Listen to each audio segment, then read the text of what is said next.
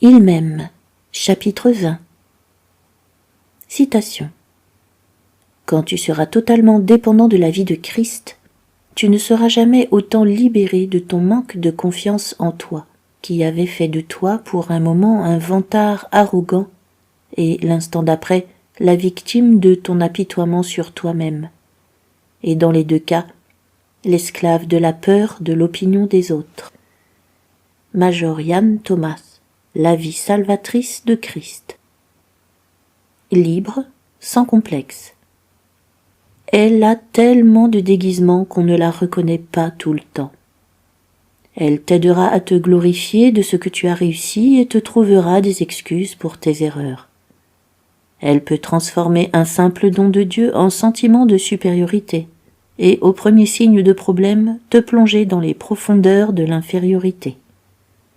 Elle peut te rendre captif des compliments des autres et te plonger dans le rejet à cause de la critique la plus justifiée. Elle peut t'inciter à rechercher férocement une illusion de succès qui ne te satisfera jamais et te paralyser complètement avec la peur de l'échec.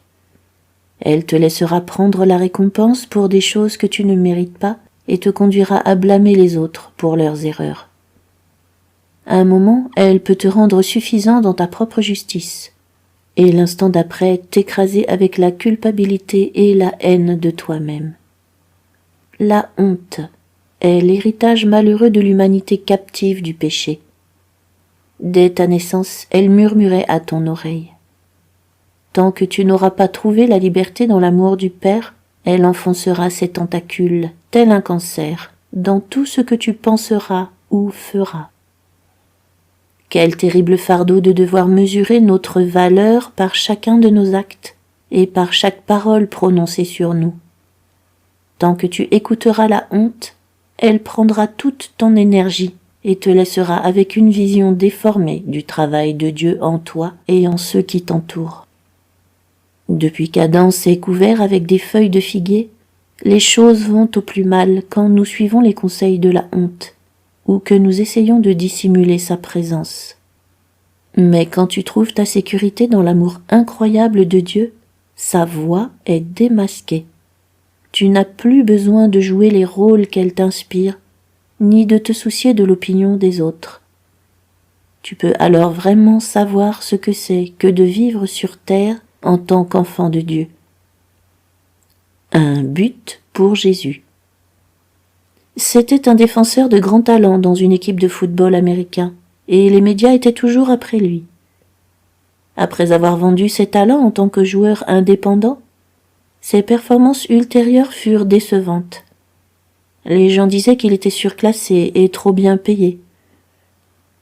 Par 2 fois dans la soirée, il avait été battu dans la course au but, et il savait que les médias feraient leur chou gras de son absence de performance du moment. Mais lors des prolongations, il intercepta une passe et courut ramener le ballon à l'autre bout du terrain pour marquer le but de la victoire. Alors que les nouvelles du lundi soir étaient à l'antenne, un micro circula dans la fête qui suivit la victoire.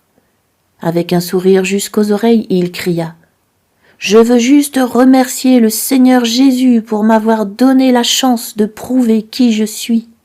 J'ai ressenti qu'il me disait que j'avais la foi pour que cela arrive. » Alors qu'il célébrait son but, je pleurais sur sa théologie. Il avait mis sa honte au grand jour en se vantant du fait que son but validait sa foi.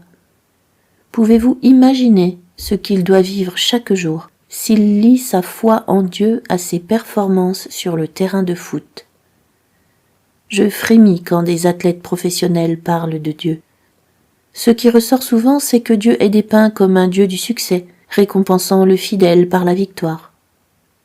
Un de ces athlètes, que je respecte énormément, avait dit que sa victoire au Super Bowl, finale nationale de football américain, confirmait son obéissance de jouer dans une certaine équipe. Et qu'en est-il des hommes que Dieu a appelés dans l'équipe qui a perdu? Leur obéissance est-elle moins significative, ou encore leurs vies ont-elles moins de valeur aux yeux de Dieu? D'autres athlètes ont exprimé le fait que Dieu récompense par la victoire ceux qui lui rendent gloire le mieux.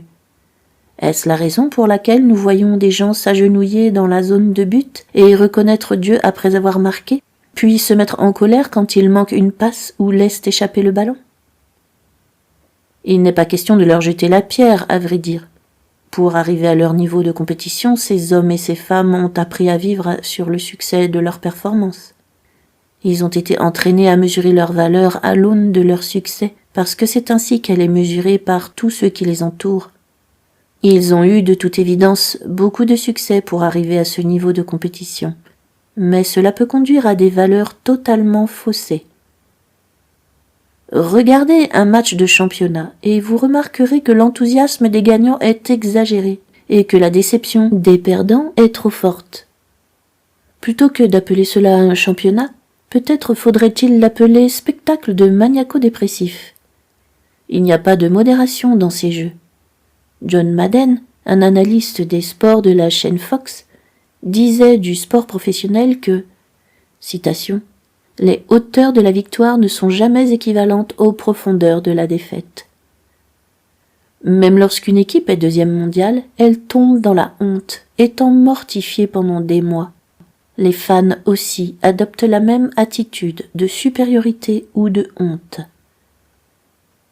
Ne prenez pas ces paragraphes pour un réquisitoire contre les sportifs professionnels, parce que nous agissons comme eux. Dans notre cas, cependant, nos meilleurs ou nos pires moments ne passent pas à la télévision. Une vie basée sur la honte. Nous avons tous ressenti la puissance envahissante de la honte quand nous nous sommes trouvés embarrassés par quelque chose que nous avions fait ou que quelqu'un d'autre avait dit à notre sujet. Nous rougissons, notre estomac se noue et nous voulons creuser un trou pour y disparaître. Mais cela va plus profond. La honte nous dit que personne ne pourrait nous aimer en connaissant notre passé ou nos tentations, les doutes qui nous assaillent et nos motivations sous-jacentes. N'y a-t-il pas dans ta vie des choses dont tu espères que jamais personne ne saura rien? Nous jouons alors à être quelqu'un d'acceptable, et nous ne réalisons pas que tous les autres font de même. Presque à chaque fois que quelqu'un vient me voir pour l'aider à propos d'un péché ou d'une lutte, sa confession commence par « Je sais que je dois être le seul à devoir régler ce genre de problème. » Très souvent, la honte nous empêche d'être suffisamment authentiques pour comprendre que d'autres ont les mêmes luttes que nous. Le sentiment d'être inférieur n'est qu'un des aspects de la honte. Ceux qui agissent d'une manière hautaine et ceux qui se vantent de leurs exploits réagissent pareillement à la honte. Ces comportements ne sont qu'une couverture qui cache un profond malaise personnel, et ce, souvent aux dépens des autres. Toute cette honte nous rend facile à manipuler. Le monde utilise notre désir d'être aimé, apprécié, de faire partie d'un groupe, de ne pas être gêné, pour nous mettre dans son moule. Et c'est ce que nous utilisons aussi pour obtenir ce que nous voulons des autres. La plupart des publicités également. La religion organisée peut aussi être un maître en la matière. Quand des gens veulent que nous fassions quelque chose pour eux, ils appuient sur les leviers de nos besoins de manière à provoquer une réponse de notre part. La honte nous empêche de dire non, et elle donne au commérage du pouvoir sur nous.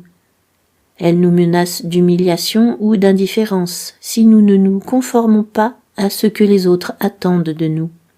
Et elle promet l'approbation et l'affirmation si nous le faisons. Nous apprenons très jeunes ce schéma de fonctionnement. On fait souvent ressentir aux enfants qu'ils sont aimés et appréciés dans la mesure où ils répondent aux attentes de leurs parents. Il est d'ailleurs assez ironique de constater à quel point des parents peuvent être désorientés par les effets de la pression des pères quand leurs enfants commencent à se soucier davantage de ce que pensent de leurs copains plutôt que leurs parents. Il s'agit pourtant de la même utilisation de la honte. La crainte de ce que les autres vont penser peut nous empêcher de faire ce que nous savons être juste et nous amènera finalement à faire des choses qui pourront nous faire du mal. Je me souviens avoir reçu une broche plaquée or quand j'avais 11 ans, parce que je n'avais jamais manqué l'école du dimanche pendant 2 années consécutives. Les félicitations solennelles que j'ai reçues pour cet exploit et les applaudissements des adultes de toute notre communauté ont été un breuvage qui m'a intoxiqué. Je me suis senti supérieure à ceux qui n'avaient pas été si consacrés, et cet événement m'a conduit à me lancer dans une quête continuelle, boire à ce puits, au cours de la plus grande partie de mon chemin spirituel. Je pensais que cette soif était mon amie, qu'elle m'aidait à me rapprocher de Jésus, et je ne réalisais pas que pendant presque 30 ans, elle a été mon geôlier et me poussait à répondre aux attentes des autres. Jésus ne voulait pas utiliser ma honte pour me pousser à faire de grandes choses, il voulait m'en délivrer. La vie sans la honte. Cette histoire m'a toujours étonnée. Une femme dont la réputation de pécheresse était bien connue entra dans la maison d'un pharisien, alors que quelques-uns d'entre eux partageaient un repas avec Jésus. Elle se faufila pour arriver près de Jésus, puis versa sur ses pieds le parfum de grand prix qu'elle avait amené, et les essuya avec ses cheveux. Comment a-t-elle déjà pu oser entrer dans la maison de quelqu'un qui la méprisait totalement? Et comment a-t-elle pu toucher Jésus de cette manière alors que tout le monde dans la pièce allait sûrement mal interpréter son geste d'amour? N'aurait-elle pas dû avoir suffisamment honte pour ne pas oser se montrer? C'est ce que l'on aurait pu penser. Au contraire, elle avait de toute évidence été profondément touchée par Jésus. Ses péchés avaient été pardonnés, et tout ce qui comptait pour elle à ce moment-là dans cette pièce remplie de regards méprisants était le regard d'appréciation qu'elle voyait dans les yeux de Jésus. Ce qui a commencé dans le jardin d'Éden, notre plus grand sentiment de honte, disparaît totalement dans la présence de Jésus. Cette femme était libérée du besoin de s'inquiéter de ce que les autres pensaient d'elle, et elle pouvait simplement faire ce qu'elle désirait le plus. Découvrir combien le Père t'aime va augmenter ta liberté de marcher sans honte devant Dieu et avec les autres. Et bien que la honte soit pour certains un frein qui les empêche de pécher sous la loi, en Christ cela n'a plus de raison d'être. Parce que Jésus a consumé le péché sur la croix, il n'y a absolument plus de condamnation ni de culpabilité pour celui qui vit en lui. Tu peux goûter au miracle de la croix chaque jour. Tu peux à présent être tel que tu es avec ton Père, dans ton processus de transformation, sans avoir à cacher quoi que ce soit. Tu peux partager avec lui tes secrets les plus sombres, tout en apprenant avec lui à en être libéré. Il sait que tu ne peux pas régler cela toi-même, et il attend que tu le reconnaisses et que tu l'invites à t'aider. Au fur et à mesure que tu apprendras à marcher sans honte, avec Dieu, tu découvriras que tu peux agir de même dans le monde. Ayant été brimé par la honte toute ta vie, parfois sans même le savoir, tu seras étonné de constater à quel point ta vie changera quand la honte disparaîtra. C'est un cadeau incroyable que, dans son livre « La conspiration divine », Dallas Willard écrit comme suit. Citation. « N'aimerais-tu pas ne plus avoir besoin que les autres te félicitent? Et n'aimerais-tu pas ne plus être humilié et paralysé par leur condamnation? N'aimerais-tu pas également avoir la force et la compréhension qui te permettent de bénir ceux qui te maudissent ou qui te trompent, te mettent au chômage, se moquent de ta religion ou de ta culture, ou même te tuent? Ceux qui ne sont plus sous l'influence de la honte peuvent vivre des vies authentiques, vraies. Ils sont à l'extérieur ce qu'ils sont à l'intérieur d'eux-mêmes. C'est un immense soulagement de pouvoir être connus exactement pour qui nous sommes, en permettant aux autres de connaître nos points forts et nos points faibles. Les gens sans honte privilégient la réalité à l'image, la sincérité à la prétention et l'honnêteté à la dissimulation. Il y a bien sûr un prix à payer si l'on vit de cette façon dans un monde déchu. Certains essaieront d'en profiter. Mais je n'ai rencontré personne qui ait payé ce prix puis souhaité revenir à un monde de faux semblants. De piètre réputation. J'ai été l'esclave de ma réputation pendant quasiment toute ma vie, et cela a été un poids accablant. Je l'ai vu s'alléger pour la première fois dans ma vie lors d'une conversation avec une amie. Elle m'avait demandé de lui écrire une lettre pour expliquer mon rôle de médiateur dans un conflit entre elle et son associé. Elles avaient commencé une affaire ensemble sur la base de leur amitié, mais en étaient arrivées à ne plus pouvoir travailler ensemble. Elles ne parvenaient pas à se mettre d'accord sur la manière de séparer leur entreprise et avaient demandé mon aide. Je leur avais dit dès le début que nous ne trouverions probablement pas une solution qui les satisfasse toutes les deux, mais que nous pourrions peut-être en trouver une où elles se sentiraient toutes les deux également lésées. Quelques heures passées ensemble à discuter des différentes options nous amenèrent à une solution. 6 mois plus tard, l'une d'entre elles m'appela pour me dire que son ex-collègue racontait à tous ses amis qu'elle avait été trompée lors du partage. Elle voulait que j'écrive une lettre qui décrive comment nous avions procédé et ainsi prouver que l'autre femme était une menteuse. « Je suis prêt à le faire, » lui dis-je au téléphone, « mais écoute d'abord ce que j'ai à te dire. C'est peut-être l'occasion de faire une croix sur ta réputation. » Alors que les mots sortaient de ma bouche, je me souviens avoir eu un sursaut de surprise de m'entendre dire de telles paroles. Au cours des 4 années précédentes, ma famille et moi-même avions également été les victimes de fausses rumeurs de la part de ceux qui voulaient me discréditer dans mon ministère. J'avais souvent préparé des réponses aux mensonges qui étaient racontés, mais chaque fois, Dieu m'avait empêché de les exprimer. Je veux que tu abandonnes la défense de ta réputation et que tu la laisses entre mes mains, était la seule réponse qu'il me donnait. Je me suis souvenu que Jésus s'était abaissé lui-même. C'était la période la plus douloureuse de ma vie. Comment pouvais-je encourager quelqu'un qui passait par le même chemin? Mais, ce matin-là, je me suis rendu compte que, durant ces 4 dernières années, le Père avait travaillé dans ma vie pour m'apporter la liberté. Si certains ne comprenaient pas mon ministère ou croyaient des mensonges à mon sujet, ce n'était pas mon problème, mais celui de Dieu. Mon problème était simplement de faire ce qu'il me demandait, sans avoir besoin de me défendre et de m'assurer que tout le monde m'aime.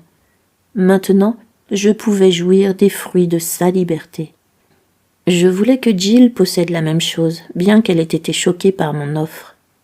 Je lui racontais mon histoire et je finis par ces mots.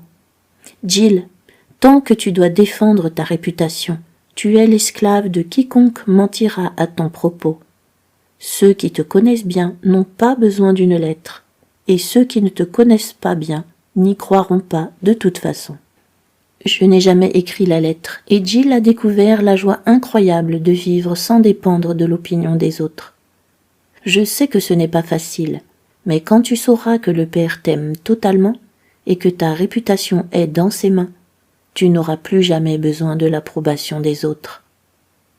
Cette liberté n'est pas uniquement la plus grande bénédiction sur ton chemin, c'est aussi la clé pour pouvoir aimer les autres de la manière dont tu as été aimé toi-même. Citation. À celui qui peut nous préserver de toute chute et nous faire paraître devant sa gloire irrépréhensible et dans l'allégresse, à Dieu seul, notre Sauveur, par Jésus-Christ notre Seigneur, soit la gloire, la majesté, la puissance et l'autorité. Jude 24-25. Pour ton parcours personnel. Demande à Dieu de quelle façon des comportements basés sur la honte se manifestent dans ta relation avec lui.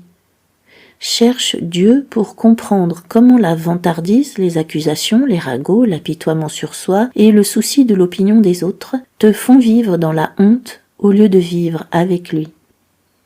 Demande-lui aussi de te révéler tous les domaines où le fait de couvrir ta honte provoque des dégâts dans tes relations avec les autres. Demande à Dieu qu'il te rapproche suffisamment de lui pour que tu n'aies plus à vivre dans l'esclavage de la honte. Pour discuter en groupe. Premièrement, partagez certaines manières dont la honte intervient dans votre vie. Deuxièmement, comment gérez-vous ces situations? Troisièmement, En quoi votre vie et votre communion seraient-elles différentes si vous vous souciiez davantage de l'opinion du Père à votre sujet que de celle des autres? Quatrièmement, nous avons tous entendu les rengaines de la honte dans nos têtes. Prenez quelques instants pour identifier les choses que Dieu veut que vous sachiez à propos de ce qu'il pense de